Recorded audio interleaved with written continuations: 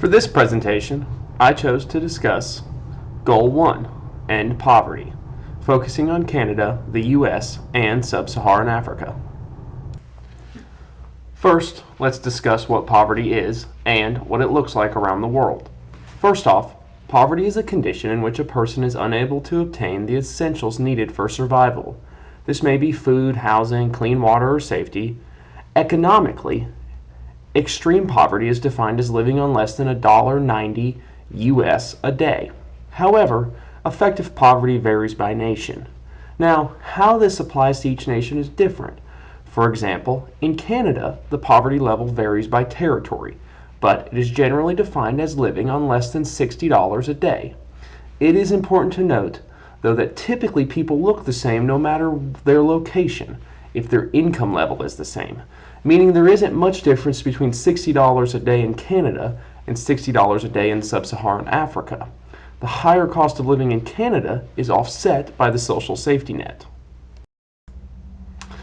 So now let's discuss where poverty is affecting people. First, 60% of people in poverty live in Sub-Saharan Africa, compared to Canada and the United States, which together make up approximately 0.5% of globally impoverished people.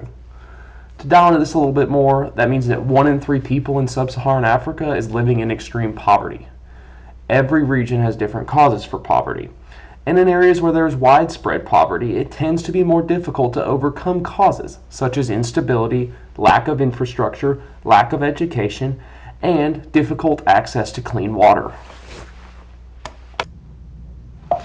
Looking a little bit more at what causes poverty, there's typically 3 major issues: war, which destroys the production capacity of a region; lack of education leaves people without access to developing the basic skills that are needed to survive in a business environment, once again reducing the production capacity; and climate change. Climatic changes can destroy fertile lands that can leave people without the ability to provide for themselves and their communities. Now, let's take a look at what some of the data around poverty can tell us. First, this heat map shows nations, highlighting where populations are made up of people living in poverty. Note the red and orange that make up Sub-Saharan Africa. This clearly shows that while the problem is global, this region is where the largest issue exists. Now, to compare this to the US and Canada, we can quickly see that the issue of poverty is something that is entrenched in certain regions. But globally, progress is being made to help reduce poverty in these regions, which can really show us the twofold nature of the issue with poverty, where different areas have different causes and different solutions. Now to start looking at these causes. Notice that as poverty has been declining in Sub-Saharan Africa, the enrollment ratio in primary education has been increasing. I think this helps to show that there's a virtuous circle relationship between education increases and poverty reduction. Lastly, again, let's look at another cause, which is death rates from conflict and terrorism. We can see as poverty is declining, death rates are declining. It is hard to discuss a causal relationship, but we can safely assume that there is a link that exists between these activities and poverty. What does this data tell us about poverty? First, poverty is an issue everywhere, but developed nations have largely won the fight in reducing extreme poverty. The reality is this has been largely accomplished using social safety net systems that raise incomes above the extreme poverty levels even while reducing the income of some earners.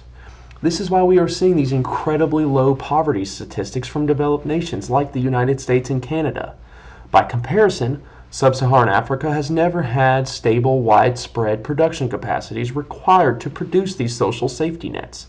This has led to a more difficult fight in reducing extreme poverty, but progress is being made. So, how can this information help us fight poverty? First, it can help us with our awareness. Being aware of the problem and its causes help us to keep solutions in mind and contribute to making a difference.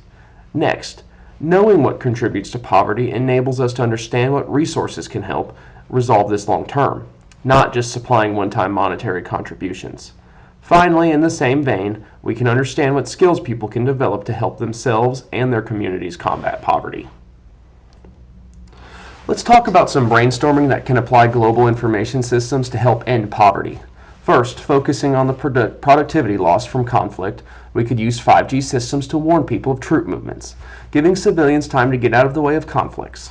Even something as small as a 1-hour warning could allow people to save their families. This helps to maintain the production capacity of communities. Next, to the lack of available education. Again, 5G can be used to enable remote education for learning basic skills in far-flung areas. We have seen the success of asynchronous distance learning in higher education in the United States and other developed nations.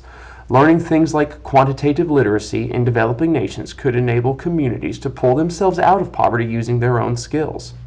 Moving on, when it comes to easy access to clean water, artificial intelligence could be used to locate unused water resources in arid regions, reducing the amount of time people must invest in providing clean water. Clean water access can help reduce healthcare costs associated with poverty and assist with irrigating land, allowing people to provide for their own needs. Finally, when it comes to economic opportunity, machinery repair and production could use AI systems to help identify and locate repair manuals and parts manuals for damaged equipment, as well as locate part sources when necessary.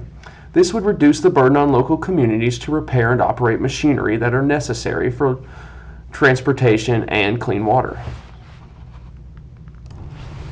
So, how can all this come together, and how can global information systems help end poverty? 5G systems can bridge the gap and enable education and communication to reach areas that lack basic infrastructure. Artificial intelligence systems could be used to identify machinery, provide parts and repair manuals, and help communities maintain their production capacity even when faced with no local resources or damaged machinery. Finally, artificial intelligence could be used to identify regions where infrastructure could be built and utilized at low cost, using things like geographical maps and understanding of infrastructure demands in the area. Thank you, and I hope you have enjoyed this presentation and maybe identified some new ways that you think global information systems can help reduce poverty in your community and other regions.